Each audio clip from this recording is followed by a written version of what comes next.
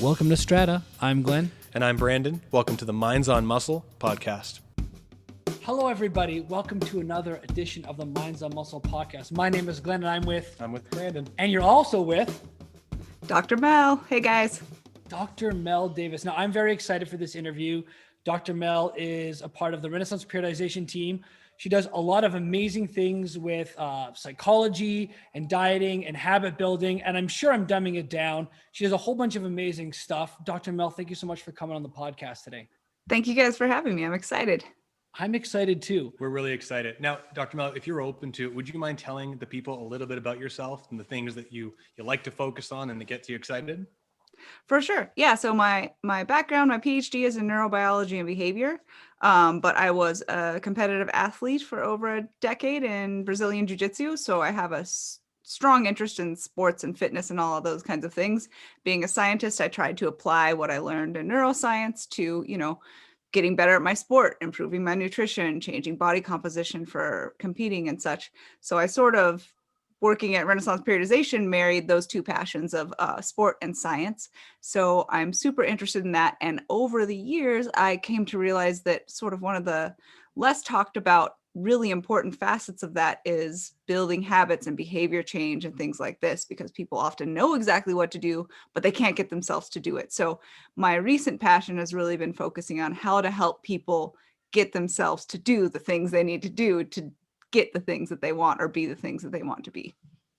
I feel like we could all use a little bit more of that in our lives. Well, I couldn't agree more. Myself included. Yeah. Working on it. That's mastery in a nutshell though, right? I mean, that's what we're all right. after. It never ends.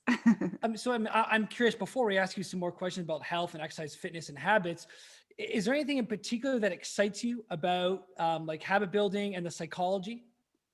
Yeah. I mean, just in general, the idea that you don't have to like gut-wrenchingly willpower yourself through every change, that you can develop tricks and change your behavior and change your habits so that you sort of mindlessly act in a way that supports your goals. I think that's just the fact that you can make it easier on yourself is really exciting to me.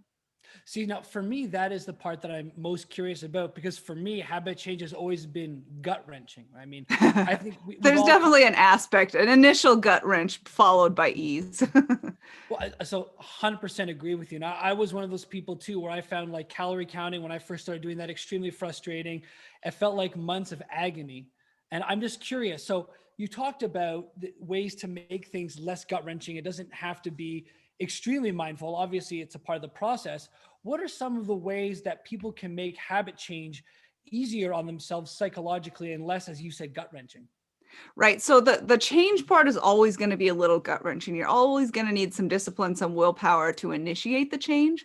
The thing is about habits, they're automatic. So once you've gone through that period of forcing yourself to develop a habit, you do it automatically. You know, those of us that have a strong gym habit, if we have 4 days a week that we go to the gym, we don't think about not going. We just go without thinking, no matter what kind of mood we're in and so on. So even the data even shows that when people are stressed, they rely on habitual behavior even more. So you'll go to the gym even more regularly when you're stressed, if it's a habit. So if you can get through that process of making it a habit, you have a much easier time continuing with the behavior. Whereas if you're just trying to force yourself on random days to go to the gym, you're going to be struggling every week until you have a habitual pattern. So what do you think is the most difficult thing for people to overcome when they're trying to form a new habit? Is it just starting like the small, like new behavior, or is it overcoming themselves, like their own personality or ego or identity getting in the way? Yeah, so identity, I think, is an interesting one, maybe not the main one. I think it's really important for people to think about their goals, like what part of their goals is an identity that they're trying to embody, and that can be very motivating. It's kind of a good internal driver for new behavior. But I think the most common things that sort of get in the way of people making habit change are, one, trying to do too much at once. People will say, hey, it's New Year's, I'm going to go from this lifestyle to a completely different lifestyle. I didn't go to the gym before, I'm going to go 6 days a week. I didn't, count calories or macros before, and I'm going to lose 20 pounds in 3 months. and they just sort of overwhelm themselves. And then when people crash and burn, that experience makes them less likely to be successful and feel less capable in the future. And it's sort of a snowball effect. Whereas if you start with a little bit smaller goals and smaller changes, you get to build self-efficacy because it's easier to succeed. You see yourself succeed, you believe that you can. Another mistake I think people make is they don't set up a nice, clean schedule. They're not tagging their new behaviors onto an already existing habit. They're just sort of saying, I'm going to go to the gym 3 times a week, and then trying, come Saturday, they're like, okay, I have to go twice today and once tomorrow. And that doesn't really set up a strong habit, and it makes you feel stressed, Yeah, no, I got that. Yeah, for sure. Now, I was wondering, you were talking about how like there's this all or nothing mentality that a lot of people go through where it's like, okay, I'm going to lose some weight. I'm going to go on to a nutrition plan. I'm all in. There's a great quote that one of my friends always says, and it's how someone does one thing is how they do everything. And I'm wondering, in your opinion, if someone is trying to like do an overhaul of their lifestyle, like they're trying to succeed in business, they're trying to succeed nutritionally, exercise, and all these different things, do you think it's wise for someone to pick one small thing in each area, or to focus on one?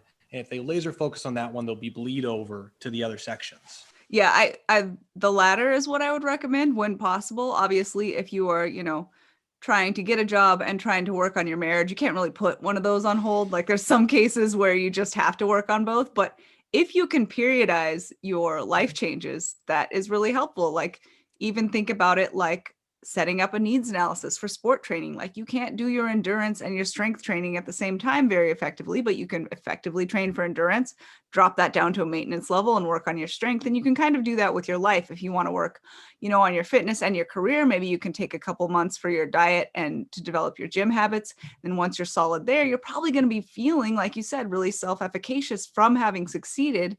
And you might already be accidentally doing better in your career just because of that mindset and those habits. And then you can start focusing on that and sort of maintaining your fitness, just as an example. I love that. Thank you so much. That's a great answer. I love it. Now, so I'm curious here. You've already talked about a whole bunch of different tools that people listening or watching can use in order to improve the habits they're trying to maintain in their life or create those new habits. Are there any things that you tell people like you should strictly avoid trying to do this when you're trying to build habits versus like trying to focus on intently? You mean in terms of strategies or? Yes, sorry.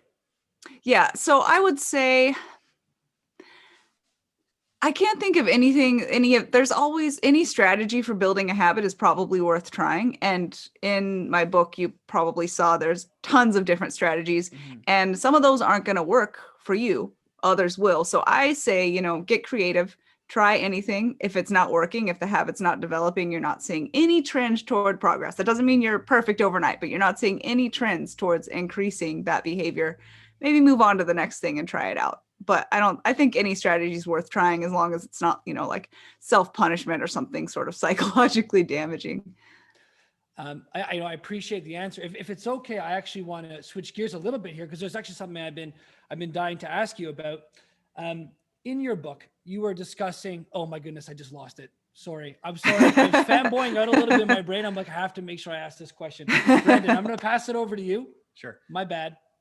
I do that all the time. Dr. Mel, one thing I would love to know, I mean, in the vein of health and fitness strategies, would you mind talking about personal things that you're going through as far as nutritional strategies that you are autonomous for you or you're working on, and same with training, and what kind of training methodologies are you really leaning more towards these days? Yeah, so for me, in terms of nutrition, I feel like nutrition for body comp, I've got that pretty down, been doing that for years. If I want to lose a little weight, it's not a big deal for me to do a cut. If I want to mass a little, it's not a big deal. I have that under control. But what I found was that I was leaning towards sort of less health promoting foods, and I wrote a while back when that Game Changers Netflix documentary came out, I wrote this ridiculous article for RP because I was so upset about the documentary. But as I wrote it, I was reading all of these papers about health and nutrition and foods. And I was like, oh man, I'm missing the mark on a lot of these, even though I've got my macros and my calories down. Like I don't eat that many vegetables, I don't eat that many leafy greens, and I don't have a variety of fruits. So I've been trying over the last year or so to really integrate more health promoting foods, get, a variety of veggies, a variety of fruits, eat a lot more whole foods. I tend to be kind of a frat boy in my nutritional preferences. If left to my own devices, I'll have, like nacho cheese and beanie weenies or whatever. So I've been trying to be a lot better about health promoting foods just for, longevity. In terms of training, since I'm not really competing in jiu-jitsu so much anymore, I'm kind of semi-retired, if you will. I've been just a little more focused on body composition training. So I've been doing more hypertrophy training with weights more days per week than I used to, just because I have the free time from not training as much jiu-jitsu. And I've got a pretty set schedule with that now. I find, like I was talking about earlier, if I don't have specific days and times that I train, I'll, push things off and end up having to do 5 days in a row at the end of the week. And it's just it's not good. And then on the days you're not training, you're stressed because you're not training. On the days you're training, you're stressed because you're training. You don't give yourself any break. So those have been my focuses recently. Fantastic. It's funny you mentioned the Game Changers documentary. I actually forgot about that because it was a while ago, but that was the most biased piece of propaganda I had seen Oh my in gosh. quite a long time. That's unreal. I mean, what drove you the most nuts about that? It was just the blatant cherry picking of science and the things that they would post. So many of the articles that they referenced, they weren't comparing meat eaters to vegans. They're comparing meat eaters to meat eaters, and one of them ate more vegetables or had more cranberries or whatever it was. So it was just the data they were presenting. It wasn't just cherry picked. Some of it didn't even support the conclusions they were coming to. And yeah, that was like 2 months of awful for me because I watched it about 13 times to catch every reference. So that I was like, every single point in this entire article, I'm going to argue with and present evidence. So it was painful, but cathartic. That's good. There was around that time too, I think the carnivore diet was becoming a little bit more of a popular conversation. Yeah. So I was going to actually ask you, so on that note, I mean, those are two totally different, left and right perspectives. I mean, as far as the popular nutrition conversations right now, I mean, you got this ketogenic stuff that's really popular in mainstream now. You got the carnivore diet that Joe Rogan and his people are talking more about. You got the veg. I mean, if you don't mind me asking, what are your thoughts on all these trends? And this is going to sound terrible from a generalist perspective. Is there a general way that you would suggest people consider healthy eating to start? Yeah. I mean, I would say any time that a diet cuts anything out wholesale and completely, it's probably crap. It's probably not any more beneficial. I think if you have ethical reasons for being vegan, I completely support that. And I understand that. I was vegetarian for a few years when I was young, and I understand having that sensitivity and, just not wanting to. And there's nothing wrong with that. You can have a healthy vegan diet, but being a vegan isn't the only way to be healthy. So if you basically, like, the take homes for healthy eating are get plenty of fiber, lots of whole foods, a variety of fruits and vegetables, keep your proteins on the lean side, and keep your fats mostly monounsaturated, and you're probably going to be healthy no matter what diet you choose, as long as that can all fit in there. Dr. Mel, you sound like a shill for healthy eating. I don't know if we can trust you any longer to give us good information. Yeah, they pay my mortgage, those healthy, big health. So you're obviously very well versed on the research that's out there for habit change, psychology, and whatnot. Is there anything that people in the field of habit change and the research, is there anything that has been standing the test of time? And like conversely, is there anything that we've learned over time that has drastically changed the way we look at building habits? So I think the things that have stood the test of time are sort of our basic understanding of how habits work. You have a context or a trigger, and then an automatic response. So you don't have a lot of thinking between the trigger and your response. And so that understanding has remained pretty solid. That stood the test of time. That hasn't really changed. I think one of the things that's changed the most is our sort of understanding of willpower and the importance of, self-discipline as a child and how that carries over into adult life. So what we used to think was that willpower was kind of a finite resource that we'd run out of if we used too much. And what we found is that's not really true. Willpower is a little bit more like an emotion, it seems. So it ebbs and flows depending on situations and different motivations and things like that. So it's not going to just run out. You can work on it. You can find ways to bring it back when it's waning. And then in terms of sort of self-discipline as children, we used to think, okay, whatever you've got as a kid, that's what you've got as an adult. It's set, you're done.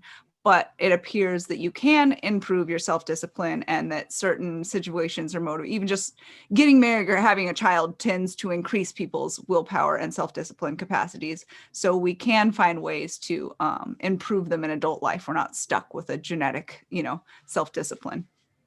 So I just want to make sure I heard you right. Did you say being married and having children increases self-discipline? That's what we've seen. Yes. Fascinating. I knew having my son was going to do something good for me. That's good. Ahead of the curve. Listen, I'm really glad you answered it that way, because that was actually going to be that fanboy question that I forgot about, which is the like, how moldable is willpower? Now, is it like very moldable? Like, is it, if someone really feels like they don't have a lot of willpower as like a teenager or as a child, and they get to adulthood, can you really increase the amount of willpower that you have, or is a lot of that just inherent with your birth? Yeah, so I think there's definitely, it's hard, these things are hard to study directly and say, conclusively. But if it's anything like other things that appear to have a genetic predisposition, you probably have a ceiling that you can work up to. And some people's ceilings might be higher than others, some people's might be lower, but you can definitely work up to your ceiling. You can improve from wherever you were when you were 17. And I think we probably all know that anecdotally, at least I do. I was going to ask you, and you said something, and I want to come back to jujitsu and self-discipline, because there's something really cool there. But I mean, when you're talking about molding your habits and kind of having the fortitude to change where you are if you're not in a great place, taking yourself out of that place, I was wondering, like, speaking to jujitsu or working out or any specific habit setting that's outside of your home, is there any anatomical changes that actually happens where if someone's not feeling motivated or with it, but they have a committed pillar, they go to a place, a new building, a new experience, they enter into the dojo or whatever it may be, and then all of a sudden they are now committed or involved in that process? Like, many of our clients will say, I just got to get here, and once I get here, I feel good. Now, I could imagine emotionally how that might work, but is there any anatomical changes that are happening with their environment? Yeah, so I would say what's happening there is, it's hard to say anatomically in the brain if there's, a specific change that would be measurable. There's probably a neuronal change at the neuron level happening. But what happens is you are creating a context. So we talked about habits have a trigger or a context that initiates an action or a feeling. And that place that you're going to can be that context. So if you have been, starting to train jujitsu and you show up at the doors of the place, that can be the trigger for your, feelings of motivation or your, willpower to go up, because that motivation has gone up for you to train and get better.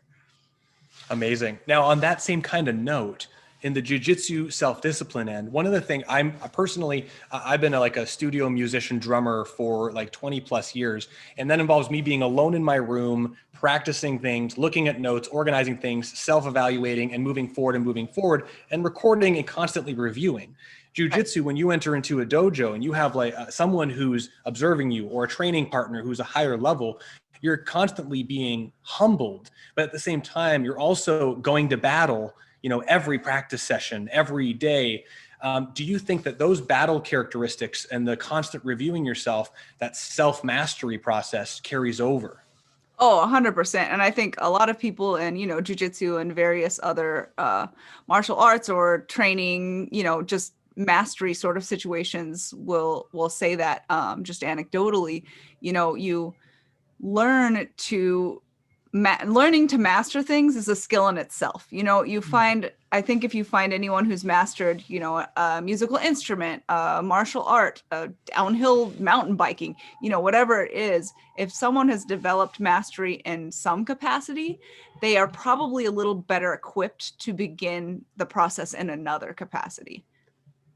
That being said, there's definitely a modular aspect. So people who are, very good in their career aren't necessarily, can still be beginners in fitness and nutrition, but they just might have a little more starting capacity to start developing mastery of that new arena.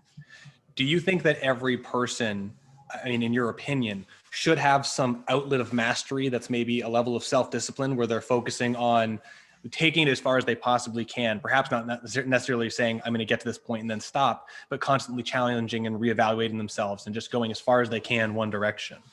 I can't think of anything that's sort of more beneficial for happiness, just in general. In psychology, most of the time when people are working towards things and are passionate about something enough to spend that time, like that's generally a recipe for a lot of peace and happiness in your life. Couldn't agree more. I absolutely. Did you?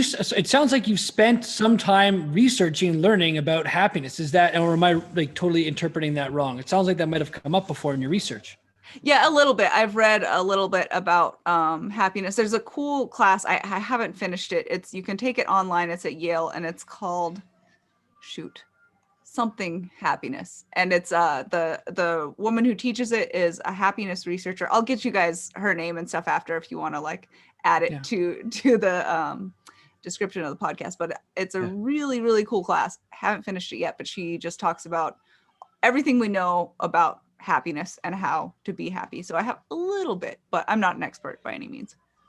Is there anything in particular that when you're doing your PhD that you did specifically focus on? Yeah, I think that's probably way less interesting to any of your listeners. I focused Hit us with it. I focused on plasticity in the audio or in the visual cortex during development. So basically, how and why are we able to develop vision in the cortex during that time and not others? So basically, we blinded baby mice and then gave their vision back in adulthood, and just to figured out how to put that plasticity into the adult brain. Oh my gosh, if you don't mind, do you mind like giving us the Coles notes of that? Because that sounds ridiculously interesting. We would like to know. We want to know for sure. Love plasticity. That's great. Right. So basically, we know that everything's super malleable. You know, we have these critical periods. Like you guys know, if you have kids, they learned English without having to look at any flashcards or go to a class, right? And if a kid grows up hearing 2 languages, they just learn it and it's not a thing. Whereas an adult, it takes like blood, sweat, and tears for a decade to really effectively learn a language. So there's these periods when your brain is just really capable of change, and they happen during childhood in all animals. In mice, the visual cortex plasticity happens in the first couple weeks of life. So if you do something like close one eye during that time, that eye can't see. It never connects to the cortex and they can't see. So what we did was figure out, you know, what aspects of the visual cortex make it so malleable at those times, and can we induce that in adulthood? And we induced it in adulthood, and we were able to bring vision back to blind mice by inducing that plasticity. That's amazing. Is there I mean, I imagine that, and I don't know for sure, but just limited, I don't know anything about mice. This is a whole new world, but I mean, is there a component where when you reveal their eyes and open their eyes, I mean, there must be a period of time where anatomically there's adaptations where they can start seeing things, but maybe was there any problem solving phase that you set up where you put them in a maze or something where they had to visually have a target, where there's a difference between the, you know, being able to see and being able to interpret? Yeah, so we did a number of things. We imaged their brain, kind of like, you know, you'll do a functional MRI in humans. We image their brain, and there's just eyes open, showing visual stimulus. The eye that wasn't closed, you get a reaction in the brain when you play the stimulus. If you cover that eye and show it to the blind eye, you get no reactions in the brain to visual stimulus. You put them in water mazes and cover the good eye and they're lost, cover the bad eye and they can solve it. A number of different assessments. I have a million questions, but I don't think it's relevant, so I'm going to stop. Science and research, the methodologies that have just grown in the past 50 years, 60 years is absolutely unbelievable. Absolutely unbelievable. So you'd mentioned there are these critical periods of learning, and you just used the example of like an adult having a blood and sweat and tears for 10 years to learn a new language versus a young kid will just pick it up without any flashcards. Are there things that we can do as fully mature adults to help speed up the learning process or to speed up the habit process, knowing that our brains are less malleable than they are when we're young? Yeah, so there's a few things that have been shown to really effectively enhance learning in adults. Repetition is really important. I think we probably all know that. Not taking too much time between one learning episode and the next. Doing the learning at the same sort of interval So like every 2 days for 20 minutes or whatever it is, making sure to sleep a good night's sleep after you have learned. Your brain doesn't, you sort of have, so the hippocampus is where your brain sort of puts in its new memories, and then the hippocampus decides whether you're going to keep them or not, right? If you don't sleep, the hippocampus will often just throw them out. If you do sleep, they'll be consolidated into a more permanent memory. So making sure to get sleep after you learn is super important.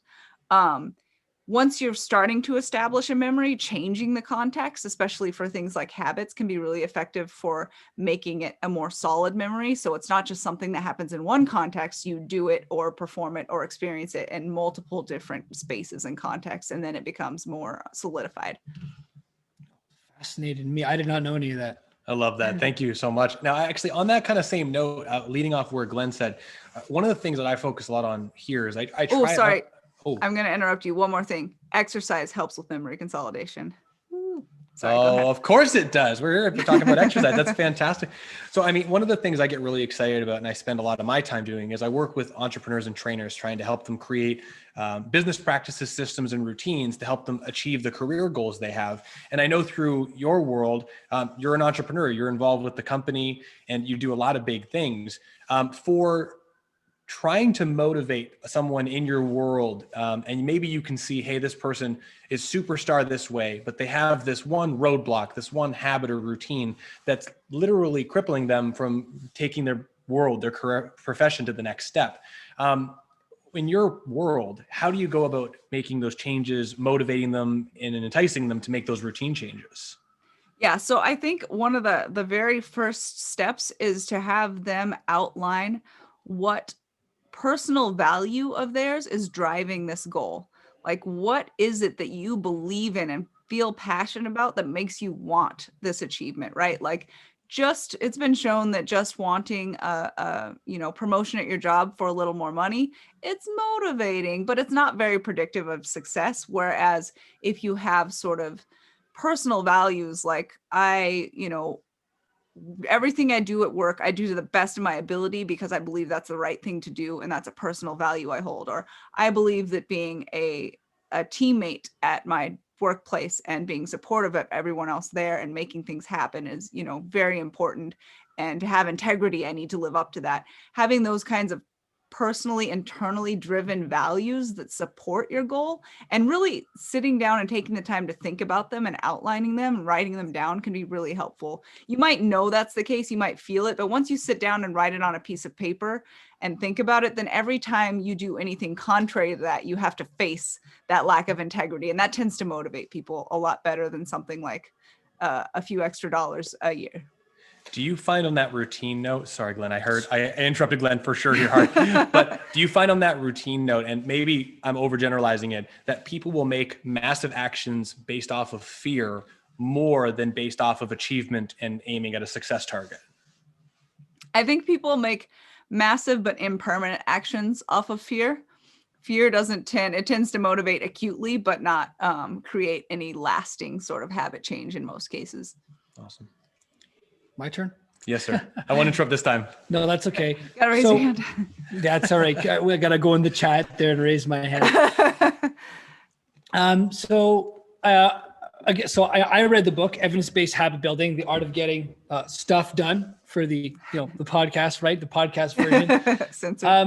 So I don't recall, but in the book, I don't recall SMART goals being talked about too much. And you had just mentioned something very interesting to me, which is talking about personal value, because in all the goal setting that I was always fed growing up, whether that's by sport coaches or whether that was by teachers or professors in university, no one ever really talked about relating your identity to the goal, right? Because you just spoke about, hey, if it's a real personal identity driven goal, it's a lot more likely that you are going to achieve it, right? And so you just mentioned that the fear-based stuff doesn't work very well, correct? Correct.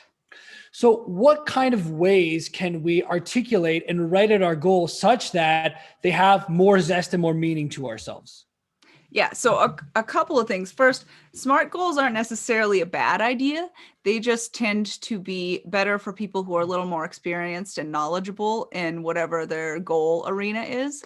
If you're brand new, making a super specific goal doesn't really help because you don't really have the capacity or the knowledge to get there. So it's just sort of overwhelming and frustrating. But there's certainly aspects of SMART goals that are valuable. I just think there's a lot more to it than just writing down a SMART goal, right? So I think what I like to have people do when they're writing down this internally driven goal is, say basically a sentence that says, because I value these things, I would like to achieve this. So you're putting the values first, and then what they will result in and why you want them to result in that kind of comes after.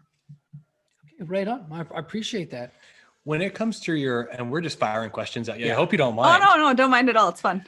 Very cool. Okay, great. When it comes to exercise selection within your personal programming, when you're talking about your hypertrophy routines now and exercises prior, in some of the more biomechanics centric conversations we've talked about strength curves and the ability of a muscle's ability to generate tension in different positions to be different length and shorten versus middle. When it comes to exercise selection for you, if you're doing a hypertrophy day for upper back muscles or whatnot, are you thinking about exercise profiles and selection, and what kind of values do you have around those things? Yeah, so what I typically do, if I'll do like a hypertrophy block, several mesocycles, I don't love training. I do it, I find things about it to love because I like the outcome, but I don't love being in the gym too much. So I like to do as much volume as needed to get a result, but sort of try to minimize it. So what I typically do is I start the block with the first mesocycle, sort of more barbell movements, and enough volume to definitely do some work, but not pushing the limits necessarily. And then I increase the volume over the mesocycles.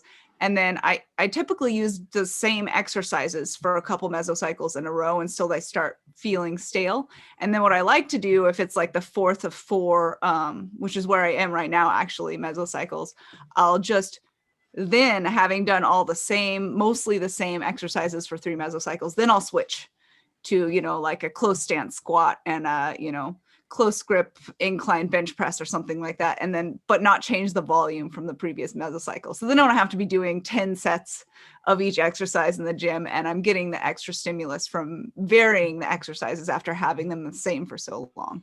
So if you don't mind me asking, I'd love to learn a little bit more about just how you measure your metrics of success, because you've got these cycles that you're going through, which I'm sure are perfectly periodized. When you get to the end, what pillars are you looking at to say, oh, this program was successful or not? And then second, maybe lateral to, you talked about that you're not a big fan of being in the gym, but you spent much of your time from what we talked about in a jujitsu, doing a lot of jujitsu and being in that arena. Would you mind talking about maybe the comparison of those two and what you liked about one more than the other? Yeah, absolutely. So in terms of my metrics, because I'm not Dr. Mike, I'm not trying to gain absolutely the most possible muscle every mesocycle. I'm just trying to stay in shape, fit, healthy, look good naked, all those things. So my main metrics for when I do a hypertrophy block, like I said, usually there's several mesocycles where I have a lot of the same exercises. So that's pretty easy. Like, did I start this meso with like a slightly higher weight and at least match sets and reps for, am I going up in performance just a little bit each time, even if I'm not, gaining weight or trying to gain muscle? And, if I am trying to gain muscle, is it going up a little bit more than it normally would each mesocycle? And I sort of track how much volume per muscle group I did this meso and then to the next meso. And then I make notes if something is way too much or doesn't seem to ever be enough, and I adjust as I go. And just, am I getting, as long as I'm not cutting, am I getting a little bit sore? Am I feeling, like some pump and distress in the muscles? Like, did something happen while I was in the gym? In terms of jujitsu, that was a whole different thing. I loved training. There were days I didn't love it, but on average, I loved it. I trained a couple times a day, almost every day a week for years and years. And I think the difference there is when someone's trying to choke you, you can't focus on anything else. So it's really becomes a sort of active meditation. So you go in, you might have all kinds of worries and things you're thinking of. You can't keep worrying about those things when you're fighting people. So I think that was a big draw for jiu-jitsu for me, was a stress relief and meditation. Whereas if I go to the gym and lift weights between each set, I'll think about whatever I'm worried about that day. You know, it's less of an escape and more of a job that I do to keep certain things. So you've said it. I figured out the best way for you to get better results in the gym. We just need to get Dr. Mike behind you, coming at you, saying he's going to choke you, and we're going to work harder. Dr. Mel is a black belt. I don't think Mike's going to be able to deal with her. I didn't want to say anything. But... That's okay. That's okay. Black belt. Follow-up question. Is it true that angles equal strangles? Yes. Okay, wonderful. As another question that, one of the things that in our pre-interview that you said you were so passionate about was talking about structured mesocycles and lifting versus just going to the gym and doing a random assortment of exercises that day. Why is it so important to have structure to a workout, and why can't I just go to the gym and do whatever I want to do that day? Yeah, so that is really frustrating to me because I see so many people going to the gym and working really hard, and they're missing out on the actual adaptations and results that could result from their blood, sweat, and tears, So the thing is, your muscles, if you give them a challenge once, they're like, meh, because it takes energy and time for your body to make adaptations, and adaptations mean getting stronger, faster, bigger, whatever the changes from exercises that you're hoping for. Your body doesn't want to waste those resources unless you convince it that it's absolutely needed, right? And this comes from evolution. Our bodies, we used to not have refrigerators full of food. We weren't sure we were going to get enough protein the next day. So your body wasn't going to pack on muscle unless you showed it daily or weekly that this, stimulus is going to keep happening and we need to be prepared. Then your body's sort of like, okay, we can spend resources on this now. It's definitely needed. So what you need is progressive overload. And for those of you who aren't familiar with the term listening, that means that you need to do something 1 week and then do it again to your body, but worse the next week. And if you continue this over a period, your body will adapt in order to be able to face that challenge. Of course, you need deloads and breaks, but in general, you need to be doing the same thing over and over, a little bit harder in pretty big chunks, weeks to months. Yes, I love that. And it's funny because there's people who are very genetically predisposed to gaining muscle. And I guess they can throw whatever they want at the wall and see what sticks. But it's amazing, like when you actually have a plan and it's structured and it's backed by research and science and it's well thought out and you adhere to it, good things happen. Yeah. And the other thing I think that makes it really hard and confusing for people to understand this idea is that there's also the noob gains issue. When people just start lifting or just start doing something, the body is so challenged by that it adapts very quickly, but that's not something that lasts. So you might be able to get away with silly random workouts for a while and get some results, but you have to switch to structure eventually. And it's hard for people to understand that when they've seen results from doing it one way, And it's hard. I love that you said noob gains, which makes me so happy. But there's always that one friend who's always like, they're eating KFC, they're partying on the weekend, and no matter what, they go to the gym, they're getting stronger and looking better. And you're like, what the heck is going on? They're good in spite of what they do rather than because of what they do. Absolutely. So I actually have a muscle I have a muscle that just inspired. No, I have a question I'd love to ask you based off of the whole kind of muscle thing. Glenn, myself, a few of the trainers here, my wife, we've all done fitness competitions, figure bodybuilding to some degree. And it was a very interesting experience because the amount of focused discipline you have to achieve this crazy level of conditioning is wild. And one of the things, just taking more of a satellite view that I've seen, is there are people who get stuck in the diet, eat a lot of garbage diet cycle. And it almost seems to grow exponentially worse every time they do one of those. Is there something to that? Yeah, there absolutely is. And it sort of happens a lot to bodybuilders because of the extreme diets that they have to do. And it's not that, bodybuilders are all just, binge and purge machines. It's what they have to do themselves to compete in their sport that sort of facilitates this. So there's an interesting thing that happens when you have extreme sort of dieting, extreme deficits coupled with stress. And I would argue that extreme deficits bring stress and make any stress you have worse. And that is that your brain starts to respond to food in more of an addictive manner. So even if you throw someone in an functional MRI and look, the parts of their brain that would light up if they were a cocaine addict and saw cocaine light up when they see food. And so bodybuilders put themselves in this position to be much more prone to compulsive, binge, addictive sort of food behaviors. And so that happens a lot at the end of the diets. And then it gets exacerbated, right? Because you do that too much and you gain a lot of weight, and then you have another show coming up. So then your next diet's even more extreme, and it just sort of gets worse and worse. It's funny you say that, because I know a few pro bodybuilders, and all of them have insanely addictive habits in multiple directions, like addicted to smoking, addicted to drugs, addicted to buying watches, addicted to, one guy who was addicted to buying motors, like completely different things. But it's not like a little bit, it's like 100% one direction, 100% Right. another direction. And it gets worse every time they continue into the bodybuilding scene. It's really interesting that you see those addictive tendencies, because when people sort of have to restrict themselves from food, indulging in food so much in life, it kind of makes sense that they would find something else to indulge in to sort of replace that. That's really interesting. Habit hyperbole, they just go for it. You know, it's funny because nobody needs to get watches, but everybody needs to eat, right? Food is the one thing you can't get away from ever. So Dr. Mel, we've pretty much come to the end of our questions, and we're really appreciative of all your time. We have one more question for you. Okay. And that would be the pick of the week. So every week we talk about one random thing that we're into, anything underneath the sun. It can be whatever you want. And we're just curious what your pick of the week might be. So right now I'm really into learning to pack mules into the backcountry. So I have my mule, I'm taking a packing class. I'm learning from a woman who's done mule packing in backcountry Alaska. So that's what I'm into right now. It's a little Now, weird. I'm ignorant. Is packing a mule, is it as it sounds, like you're putting packs on a mule and going for a journey? Right. Yeah. So like basically you can carry a lot more into the backcountry and carry a lot out if you're hunting, if you have a 1,500-pound animal to help you out. So, but you have to learn how to tie the packs on properly and balance them out, and get the mule to do what you want it to do. It's like a Montana camel. This is great. Yeah. Are you out there procuring your own meat in Montana? Unsuccessfully so far, but I'm trying.